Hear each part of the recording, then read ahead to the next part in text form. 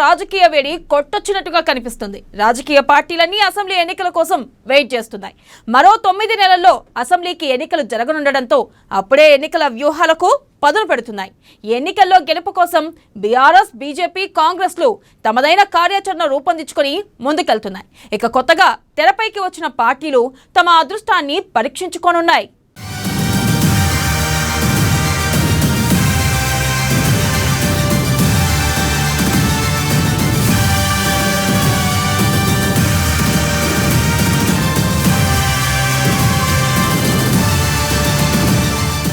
తెలంగాణలో ఎన్నికల వేడి,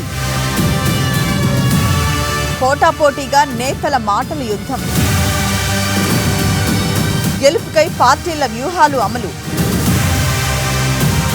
ప్రజల్లో మైలేజ్ పెంచేలా డైలాగ్స్. బీఆర్ఎస్, బీజేపీ, కాంగ్రెస్ మధ్య బిగ్ ఫైట్. అదృష్టాన్ని పరీక్షించుకోనున్న షర్మిల, ప్రవీణ్ కుమార్. ఎన్నికల నిర్వహణ పనిలో బిజీగా ఈసీ.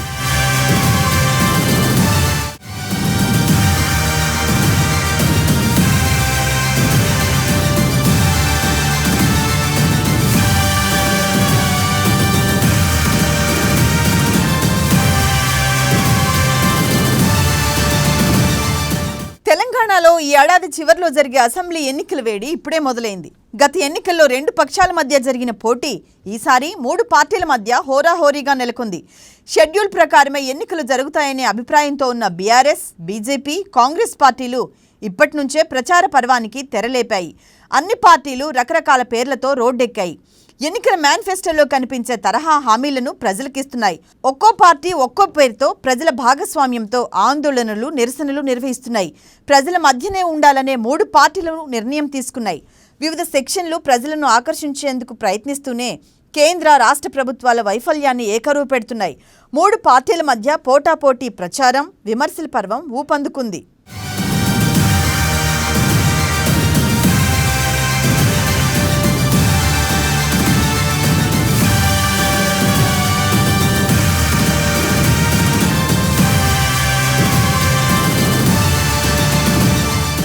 దాదాపు 9 నెలల ముందే పార్టీలు ప్రజల్లోకి వెళ్తూ ఉంటే ఎన్నికలను నిర్వహించాల్సిన కేంద్ర ఎలక్షన్ కమిషన్ సైతం అప్రమత్తమైంది.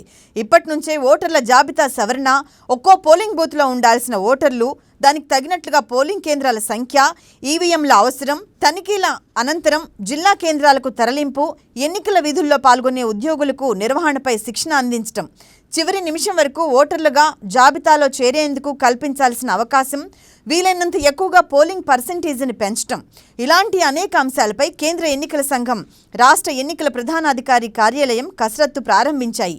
ఎన్నికలు జరిగిన ప్రతిసారి ఓటర్ల జాబితా తప్పుల తడకగా ఉందని, ఉద్దేశపూర్వకంగానే ఓటర్ల పేర్లను తొలగించారన్న విమర్శలు కామన్. ఈసారి అన్ని పార్టీల్లో మరింత అప్రమత్తమయ్యాయి.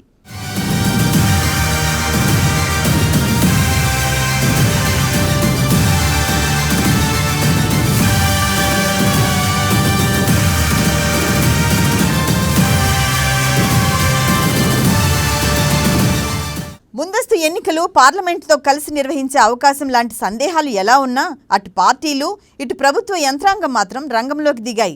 ఇచ్చిన హామీలను సంపూర్ణంగా అమలు చేయాలని అధికార పార్టీ భావిస్తుంది. వార్షిక బడ్జెట్లో చేసిన కేటాయింపులకు అనుగుణంగా పథకాల వారీగా నిధుల విడుదలపై దృష్టి పెట్టింది.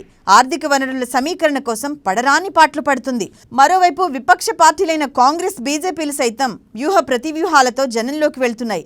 కేంద్ర, రాష్ట్ర ప్రభుత్వాలను కాంగ్రెస్ విమర్శిస్తూ వరంగల్ డిక్లరేషన్ మొదలు తాజా పాదయాత్ర వరకు ప్రజలకు హామీలు ఇస్తుంది. రాష్ట్ర ప్రభుత్వాన్ని టార్గెట్ చేస్తూ కుటుంబ పాలన, అవినీతి అంశాలతో బీజేపీ ప్రోగ్రాం తీసుకుంది.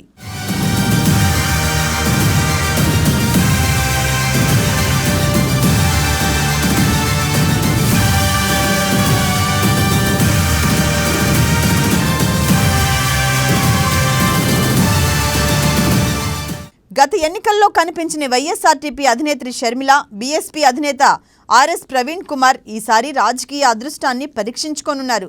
వైఎస్ రాజశేఖర్ రెడ్డి ఇమేజ్, ఆయన హయాంలో ఉనికిలోకి వచ్చిన స్కీములపై షర్మిల ఆధారపడుతున్నారు. అందరికంటే ముందుగా రాష్ట్రమంతా పాదయాత్ర చేసి రికార్డు సృష్టించారు. బహుజన రాజ్యాధికారం నినాదంతో ఆర్ఎస్ ప్రవీణ్ కుమార్ కొన్ని ఎంపిక చేసుకున్న నియోజకవర్గాలపై ఫోకస్ పెట్టారు. ప్రొఫెసర్ కోదండరాం నేతృత్వంలోని తెలంగాణ జనసమితి పార్టీ సైతం బరిలో ఉంది. గత ఎన్నికల్లో కాంగ్రెస్తో పొత్తులో ఉన్న 2 లెఫ్ట్ పార్టీలు ఈసారి బీఆర్ఎస్తో కంటిన్యూ అవుతున్నాయి. కాంగ్రెస్ కూటమితో గత ఎన్నికల్లో కలిసి ప్రయాణం చేసిన తెలుగుదేశం కూడా ఈసారి ఒంటరిగానే పోటీ చేయాలని భావిస్తుంది. గతంతో పోలిస్తే ఈసారి ఎన్నికల ఫైట్ భిన్నంగా ఉండనుంది.